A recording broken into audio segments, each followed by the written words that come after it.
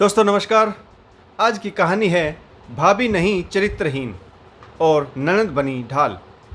कहानी शुरू करने से पहले जो भी चैनल पर पहली बार आए चैनल को सब्सक्राइब करें और ऑल का आइकन जरूर प्रेस करें ताकि हमारी आने वाली सभी कहानियां आप तक सबसे पहले पहुंचे। तो चलिए शुरू करते हैं आज की एक नई कहानी। गायत्री ने जन्म भले ही गरीब परिवार में लिया था, परंतु रूप राजरानी सा पाया था। गोरा रंग, सुरहारीदार लंबी गर्दन, कमर तक छूते घने लंबे रेशमी बाल गायत्री की सुंदरता में चार चांद लगाने का काम करते थे।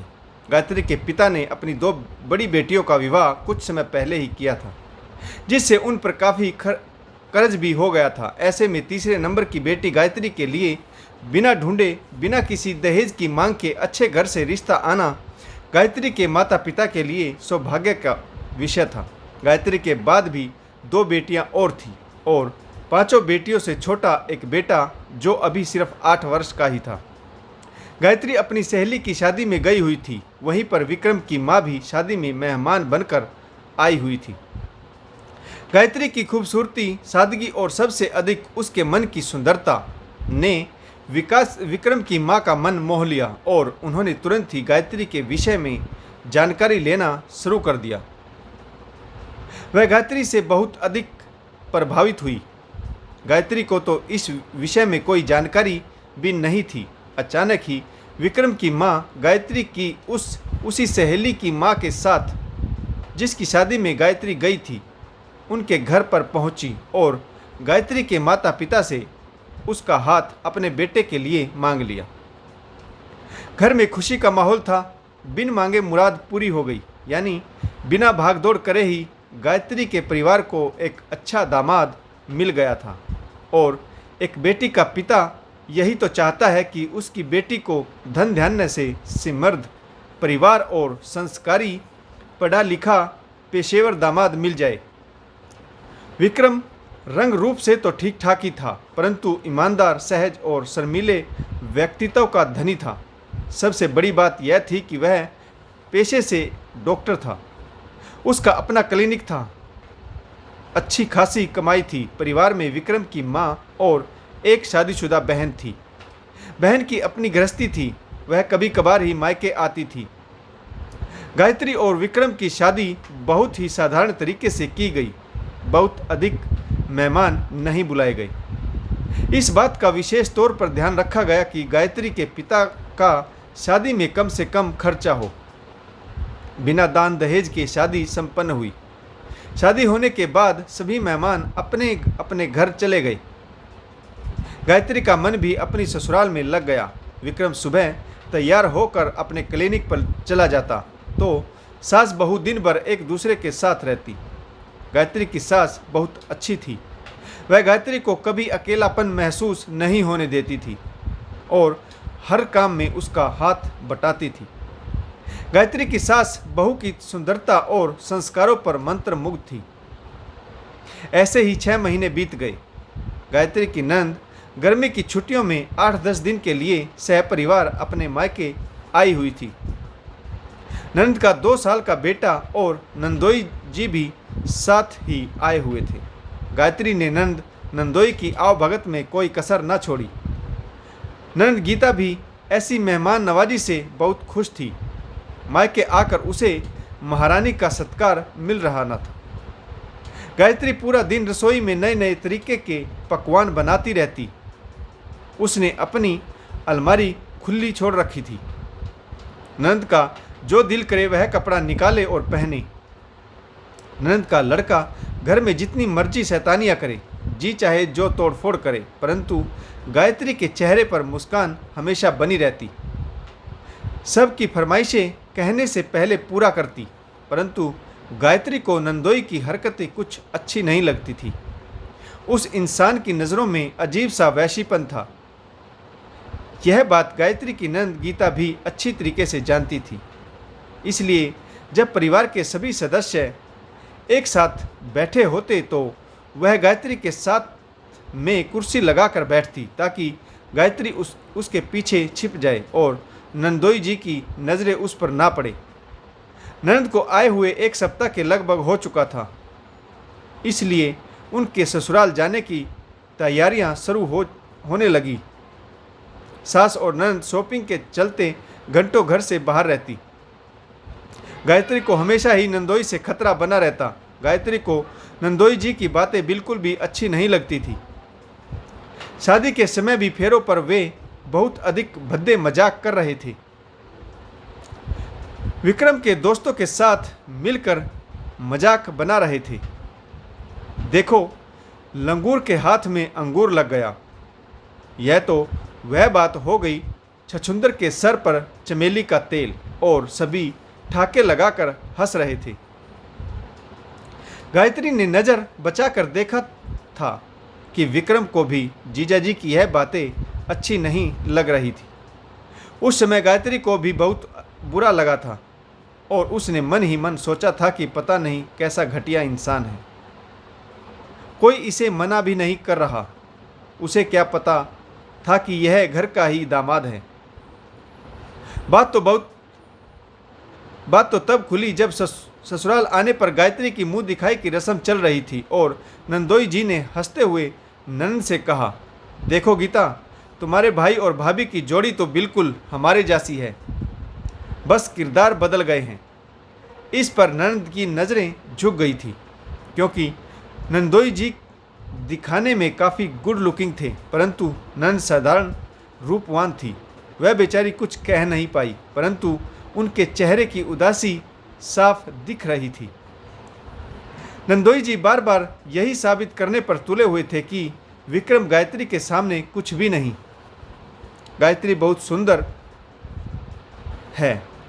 गायत्री की जोड़ी तो नंदोई जी जैसे संजीले इंसान के साथ अच्छी लगती। उनकी ऐसी बातों से विक्रम भी गायत्री से उखड़ा उखड़ा सा रहता था। उसे लगता था कि गायत्री ने गरीबी के चलते विक्रम जैसे सामान्य रंग रूप वाले व्यक्ति से शादी की है। यह उसकी मजबूरी थी जो उसने विक्रम के साथ शादी की।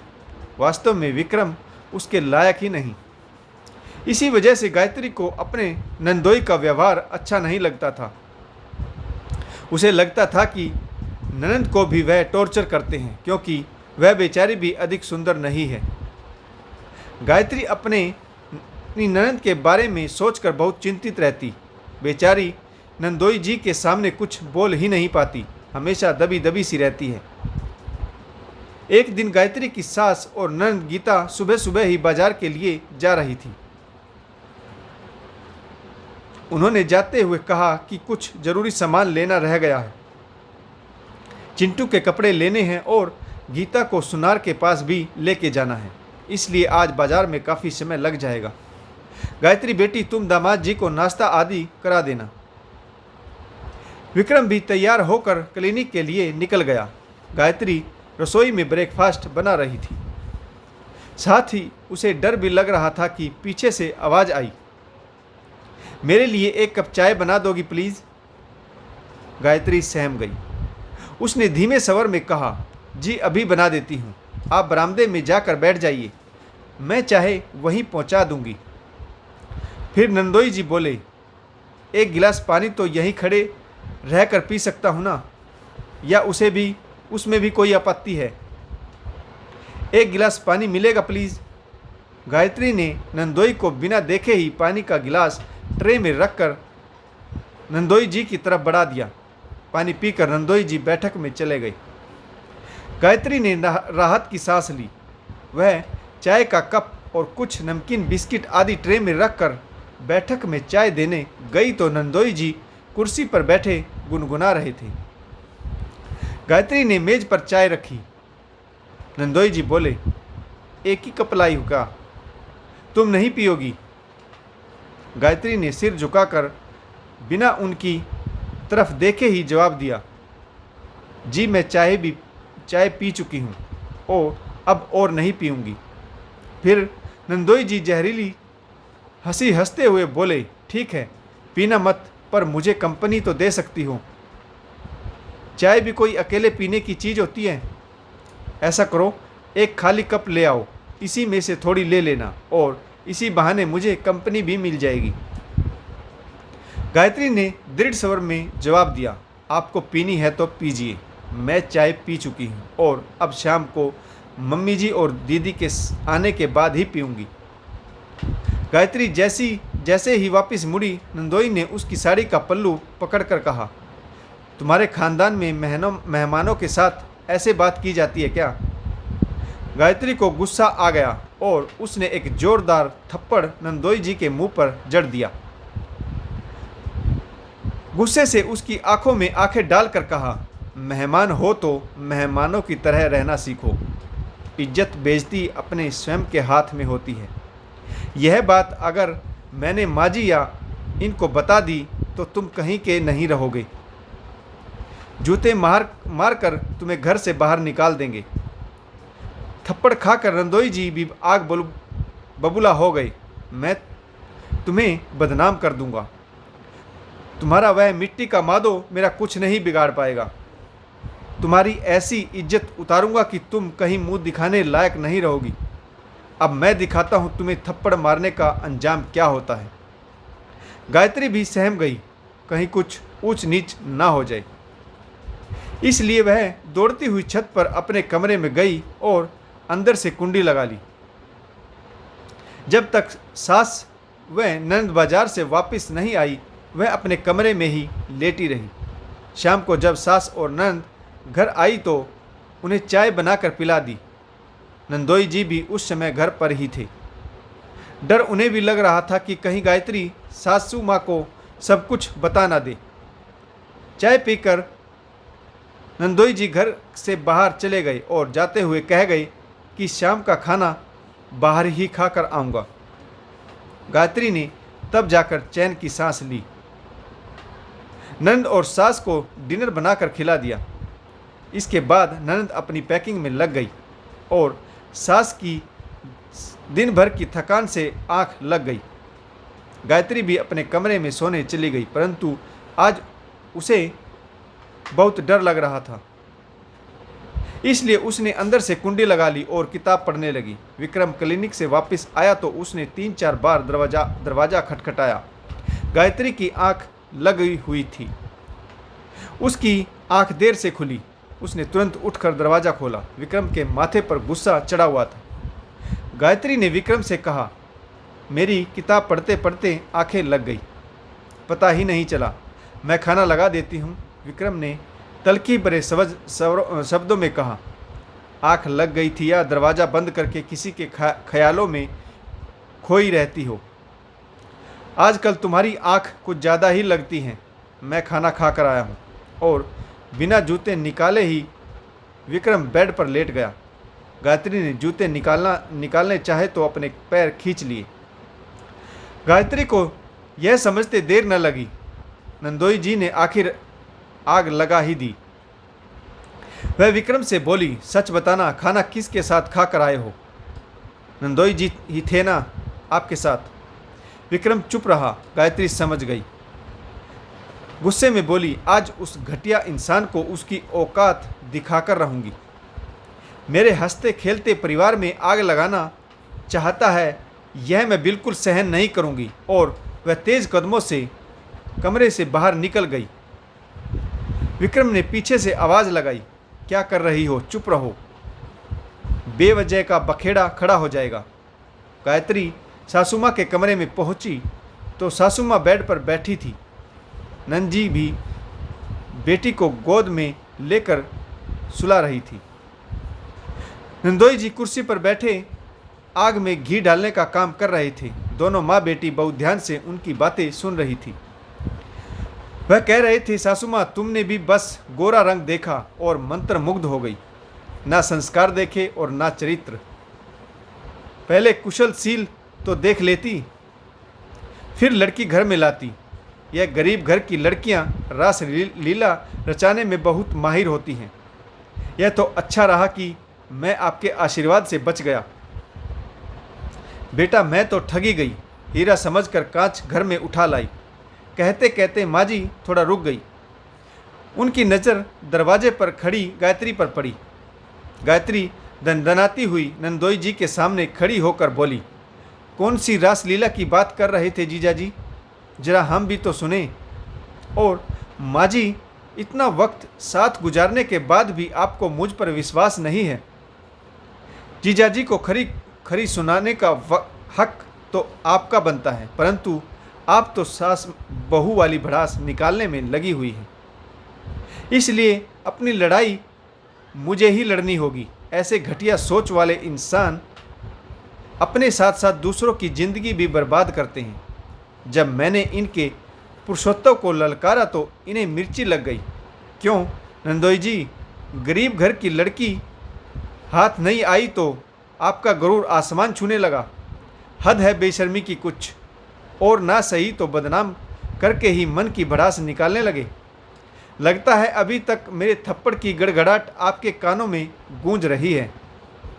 नंदोई जी गरजते हुए बोले, तुम्हें अपनी सुंदरता पर कुछ ज़्यादा ही गरूर है। वह तो मेरी ही ईमानदारी समझो कि थप्पड़ खाकर भी मैंने तुम्हें छोड़ दिया, वरना तुम्हें ऐसे मज़ा चखाता कि तुम यह ज़िंदगी भर नहीं भूलती। रुक जा, अभी तेरी चुटिया पकड़ कर घुमाता हूँ। तेरे पति को भी अकल आएगी जिसने तुझे इतनी छूट दे रखी है। नंदोई जी जैसे ही आगे बढ़े तो बीच में ननद आ गई और बहुत गुस्से में वह बोली, अपनी हद में रहिए। तुम जैसे इंसान को मैंने तो ढो लिया, परंतु और कोई नहीं सहेगा। भाभी को अगर हाथ भी लगाया तो मैं अपनी मर्यादा भूल जाऊंगी कि तुम मेरे पति हो। मैं तुम्हारी घटिया हरकतों से अच्छी तरह वाकिफ़ हूँ, और आज से नहीं, मैं तुम्हारी बदतमीजियों को शादी के बाद से ही सहन करती आ रही हूँ। मुझे और मेरे भाई को नीचा दिखाने का कोई मौका नहीं छोड़ा, और अब तुम्हारी नज़रें मेरी भाभी पर हैं, परंतु अब बात मेरे परिवार की इज्जत की है। यह मत सोचना कि हर बार तुम्हारी मर्जी चलेगी। दामाद होने का फ़ायदा मत उठाओ। यहाँ पर लात गुस्से से तुम्हारी खातिरदारी भी की जा सकती है, क्योंकि बेटी के साथ साथ बहू भी घर की इज्जत होती है। बात जब मान सम्मान की आए तो सज़ा बराबर दी जानी चाहिए, चाहे वह घर का बेटा हो या दामाद। नंद के हाथों अपनी बेइज्जती नंदोई जी को सहन नहीं हुई, और वह रात को ही गुस्से में आग बबूला होकर घर से बाहर निकल गए। जाते हुए कह गई, तुम्हें आना हो तो चली आना, अब मैं इस घर में दोबारा कभी कदम नहीं रखूँगा। उनके जाने के बाद सासू माँ ने कहा, बेटी तुमने यह क्या कर दिया। दामाद जी नाराज होकर चले गए। गीता बोली, सब ठीक है, ऐसे इंसानों के लिए इज्जत बेइज्जती कोई ज़्यादा मायने नहीं रखती। तुम देखना 2 महीने में ही फिर मुंह उठाकर चला आएगा, परंतु ऐसे लोगों के छिछोरेपन पर लगाम लगाना बहुत ज़रूरी होता है। भाभी तुमने बिल्कुल सही किया, तुम फिक्र मत करना, इसमें तुम्हारी कोई गलती नहीं है। अगले दिन नंद को विक्रम उसके ससुराल छोड़ आए। तो आशा करता हूँ आपको यह कहानी ज़रूर पसंद आई होगी। अगर आपको कहानी अच्छी लगे तो लाइक करें, कमेंट करें और शेयर ज़रूर कीजिएगा। कहानी पढ़ने के लिए आप सभी का बहुत बहुत धन्यवाद। जय हिंद, वंदे मातरम, भारत माता की जय, और जय जवान जय किसान।